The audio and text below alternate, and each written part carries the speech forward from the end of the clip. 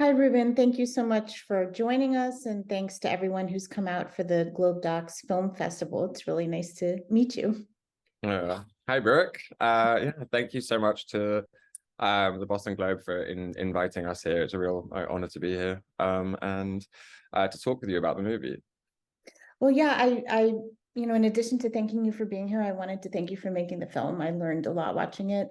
And my first question is kind of an obvious one, but I bet it's one that the audience will want to know as well.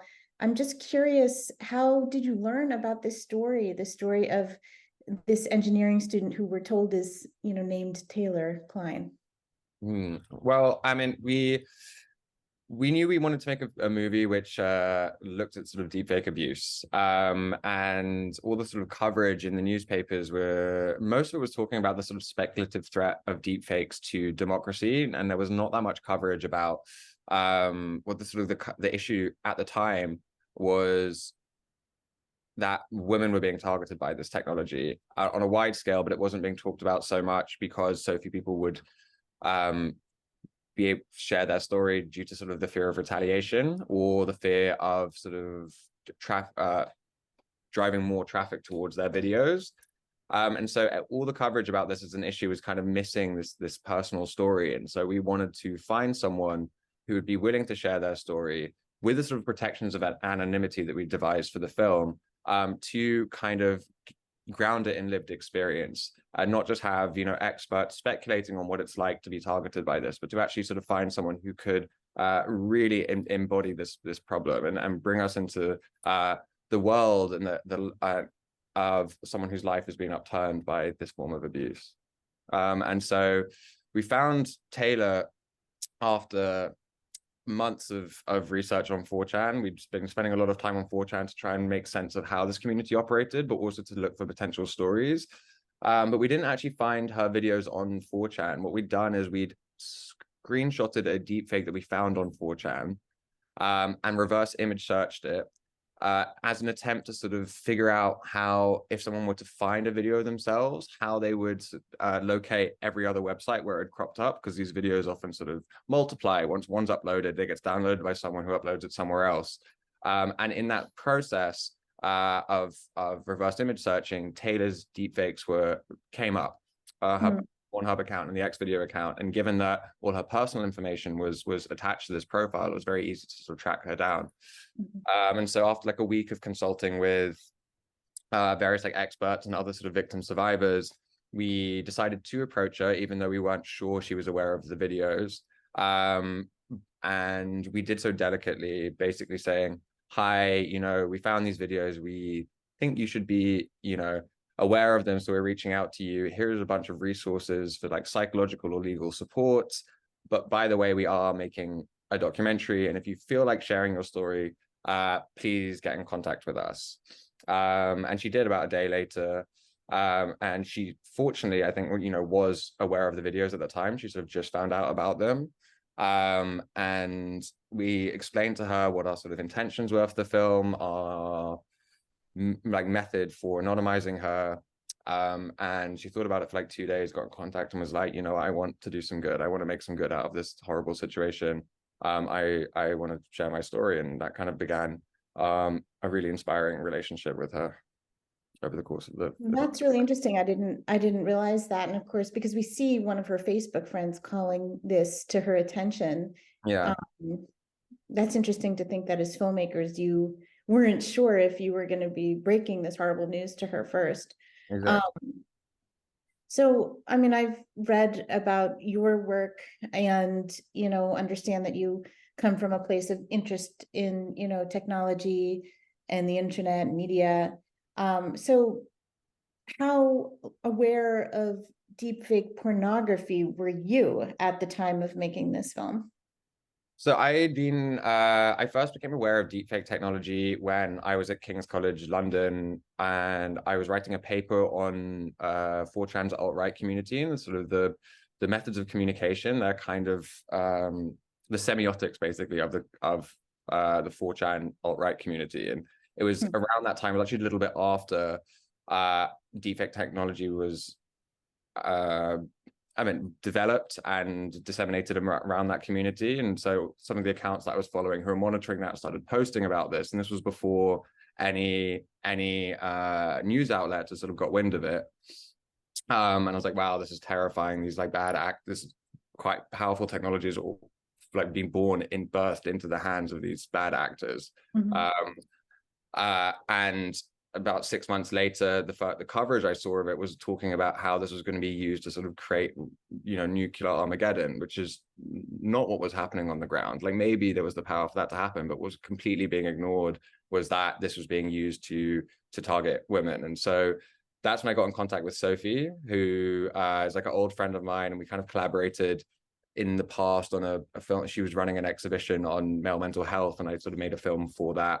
And she'd just done this really incredible play which deals with intimate image abuse in London. And I thought she'd be a great collaborator. So I went to her and was like, this is a really important story. No one's talking about it. And from there, we kind of decided to develop it into a documentary. Yeah.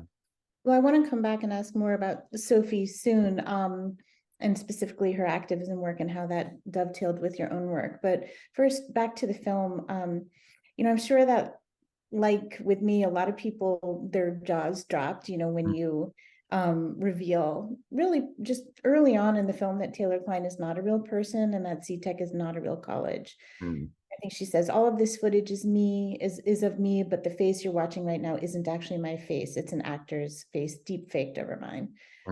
I wanted to ask about the casting process and also the decision to reveal this truth part way into the film instead of at the very beginning or even at the very end. Yeah. Well, the casting process was an interesting one. I think there were like two important like factors in how we cast this. We first of all, we needed like faces which worked as like a sort of deepfake face veil. And it's a really weird alchemy. It's very hard to predict what face is going to work, basically to give a sort of realistic looking like output, but also to find a face which has a similar sort of ineffable quality, a similar affect to the original face. So, like there are some faces we would sort of deep fake over Taylor just felt like very severe and felt like a very different character, and so it was like finding someone whose face would work with Taylor's to give us the similar feeling that her face sort of like generates or emanates. And it's a strange that was a very strange process to do these like test deep fakes. But on the other side of that, we knew that there was the person who we cast for this was going to be the face of this movie, and there was a big responsibility that it sort of entailed. And so the people that we cast, we wanted to make sure that they understood this responsibility and were willing to take it on, that they were activists in their own right and would be sort of like willing to participate in the activism work that we're doing. And so we like interviewed the like potential candidates to be the sort of deepfake face veils, and once we sort of found people that worked both for the sort of the aesthetic qualities or the visual qualities of the deepfake, but as also we felt had the had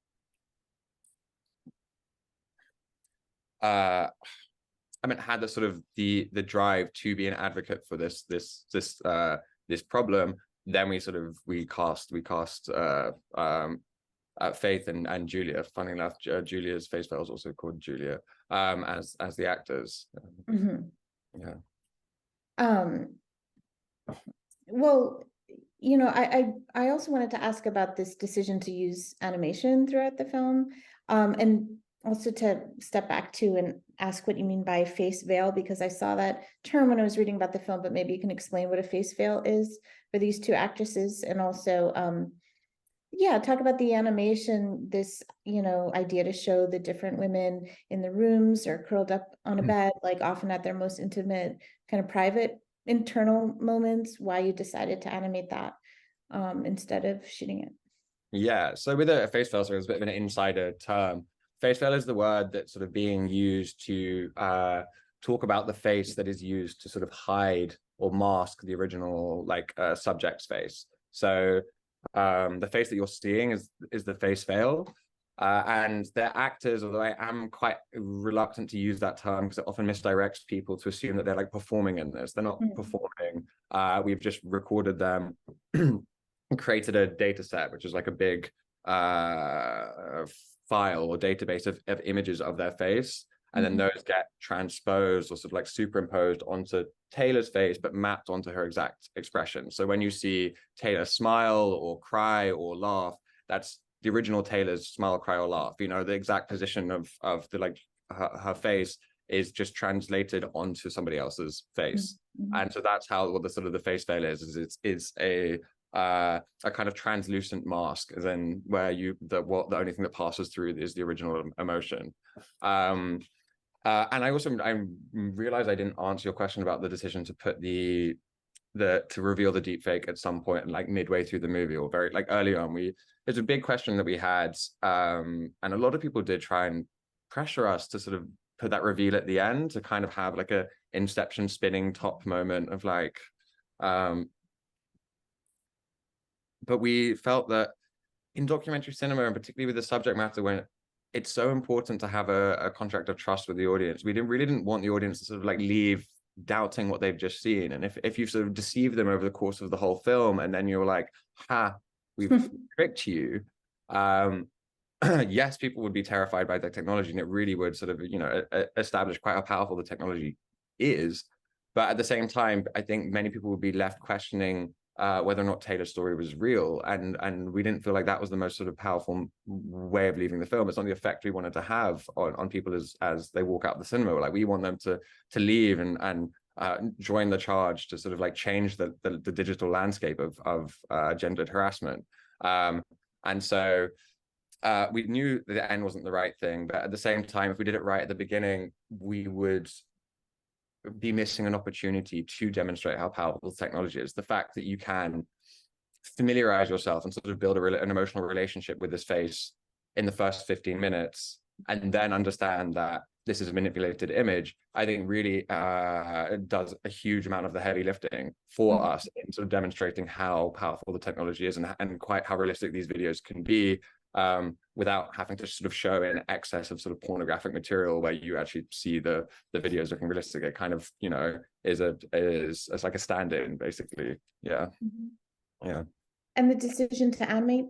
And the decision to animate was, well, we knew we were in a situation where in this film, you know, we had to anonymize the subjects, and if we sort of filmed in their environments, we would risk their identification.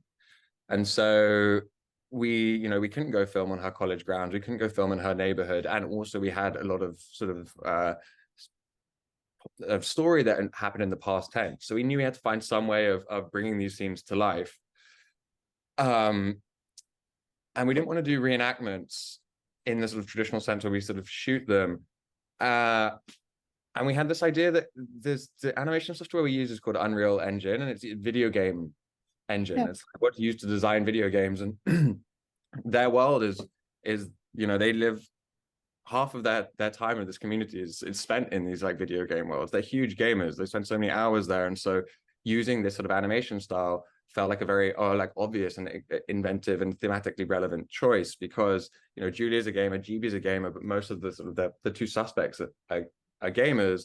And so this like aesthetic world is something that they inhabit on a daily basis. And so we thought, why not use that to sort of recreate the scenes from their story. Yeah. I thought that was great. I mean, it felt very native, you know, and like a world that they were born into, and the audience feels that. Well, and the film, of course, comes at such an interesting time. Everybody is talking about AI and all these different industries and fields. Even though this is specifically about, you know, deepfake pornography, one thing I found really fascinating is that, you know, while AI is a part of the equation with deepfakes, the focus of the film really isn't on the technology, but on the humans manipulating it and being manipulated by it. And this ultimate kind of responsibility of the person who is doing this to you. I was just curious, like, were there any assumptions or ideas you had about AI or anything else going into the film that were upended or challenged by the time you had finished making the film? Well, I mean, I think our position has always been, in respect to deepfake technology specifically, is that it's a tool. It's in and of itself, it's neutral. It's not inherently evil. It's what we're trying to sort of criticize and is misapplications of the technology. And I think by sort of incorporating it into the documentary itself, using it for good, using it in service of protecting our subjects, we are trying to sort of put forward a positive use case for the technology. And I still stand by that. However, I do, you do sort of recognize that most of the applications of the technology are nefarious. Like a huge percentage of the deepfake videos out there are non-consensual pornographic videos of women.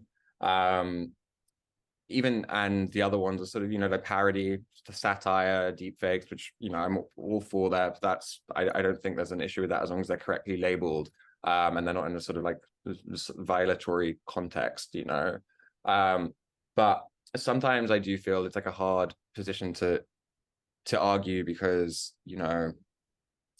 if this technology is so accessible and it's getting increasingly accessible, all that's gonna result in is a huge increase in the number of non-consensual pornographic deepfakes which are out there. And so while I do think it's a very worthy or useful tool for documentary filmmakers and video journalists, which can enable people to tell their story in moving image that otherwise would be unable to tell it, the existence of that technology or the legality of that technology does sort of mean at this point in time that it will be used for to harm. And so that's a kind of a tricky one to stomach or to countenance. The others are like aspects in terms of like AI on the whole. The film doesn't sort of deal with AI in general. It deals very specifically with deepfake technology. However, we did incorporate other forms of AI into the way that we made the movie. We had to because again, this need to anonymize meant that we had to sort of recreate all of these images that we found online. We couldn't use the original ones.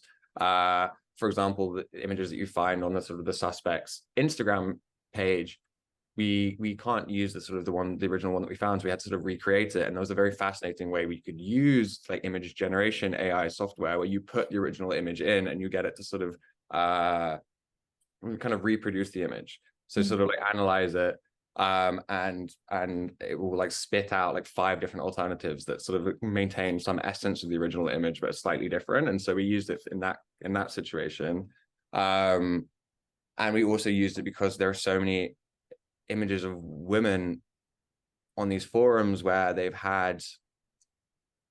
been doctored to sort of like have like semen or penises like edited into the image, and we didn't want to use the original images of the women.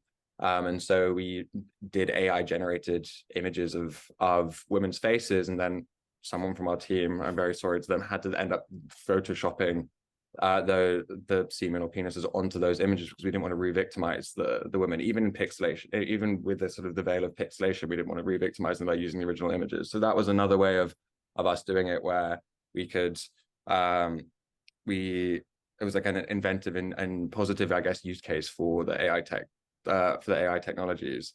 I do think that one like lasting impression from it is just that if these technologies can be very powerful and useful tools to humanity, but if they're not regulated, then we are in for a whole world of trouble. And that's applicable to deepfake technology, but other forms of sort of like generative AI, as they are so powerful. And I think the consequences of them are not like evident. And we need to sort of stop and think and consider how we can ensure that these technologies sort of like benefit us and minimize harm. And if at the accelerated pace the technology is developing, regulators can't keep up unless we kind of slow things down. And it feels like very necessary to do that, to take our time, to not sort of allow this like race to be the dominant AI company, to mean that people sort of forego their due diligence and disseminate sort of technologies that can cause a huge amount of harm without sort of considering these consequences. We just need to stop and think hard before we could like continue. And my final question is really just, I was surprised several times during this film, but one of those moments was when I realized that Taylor was really just one person in this larger web of women whose images and likenesses were stolen. And I imagine maybe you were also learning about this in real time, because she seemed to be learning about this in real time. And that was shocking to me. It was also very powerful. And then you see her bringing in this, GB, the YouTuber, and so you have this like crowd of voices and testimonies and people saying what you just said. It's important to regulate this. It's important for people to be, to have consequences for this. And how do you handle this kind of problem, which is growing on such a massive scale? So I guess my final question is just, do you think of this film as a work of activism? It definitely feels like a warning. And is there an epilogue here that wasn't in the film? Have you heard back from people, either subjects who are in the film or people who have since seen it? What do you want for this film as people start seeing it? Yeah, well, we consider this film the centerpiece of our sort of broader activism. When we were doing research for this film, we spoke to a lot of victim survivors of image-based sexual abuse on the whole. So not necessarily with synthetic images or like doctored images, people who just had their images like shared without their consent. And the sort of common theme was that there were women who wanted to share their stories but didn't know how. And so we started connecting these women with different journalists and media outlets, so their story could be heard. Excuse me. And that kind of began our work as My Image, My Choice. At the beginning phases, it was sort of making sure we could provide a platform for women who wanted to use their voice, but we also collected a huge like data bank of like testimony and realized that this could be very useful, that loads of researchers didn't have access to sort of, lived experience of women who'd gone through this. And so we started providing this, like the data bank of testimonies, different research bodies, like the UK Law Commission, the Oxford Digital Ethics Lab. And when the UK Law Commission sort of did a report in the UK, which was to sort of analyze how laws should be changed, which dealt with intimate image abuse on the whole, we realized there was a need for pressure from the public, and also like there needed to be a sort of a conduit for that the strength of feeling. And so we started a petition which gained over like 50,000 like signatures. And this was all running across the course of the film. I think it's a very atypical way of doing things. Normally the impact campaign launches as the film is released into the world, but because there was this need, there were people doing great work in this space, but there was work that they had limited capacity, and there was work that wasn't being done. We decided to sort of fill that vacuum more through production, and so we're continuing that work now. There's going to enter a new phase as the film is released. And you can follow us online. We're called My Image, My Choice. We still connect victim survivors with platforms to share their story. We have a petition going to shut down block Mr. Deepfakes and other sites dedicated to intimate imagery, and that can all be sort of found on our website. And we want to change the laws. We want to criminalize deepfake abuse in the United States. There needs to be a federal law. But that's not it. There needs to be a multi-pronged approach. We want to get into schools and ensure that the next generation of men understand the impacts of this crime, this type of action has in the real world. Because I think there's a great misunderstanding about the fact that digital crimes are assumed to sort of not have real world effects. And we hope this film and the rest of our work can upturn that kind of delusional position that so many young men have. So the film Another Body is just one piece of our work. It's an important piece, and we really hope that it can drive change, raise awareness, and hopefully change sort of the digital landscape going forward.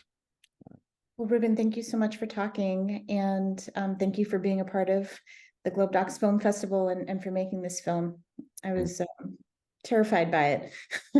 and really it did raise my awareness, and I'm sure it did for other people as well. So thank you. Thank you so much, Brooke. Okay, take care. Bye.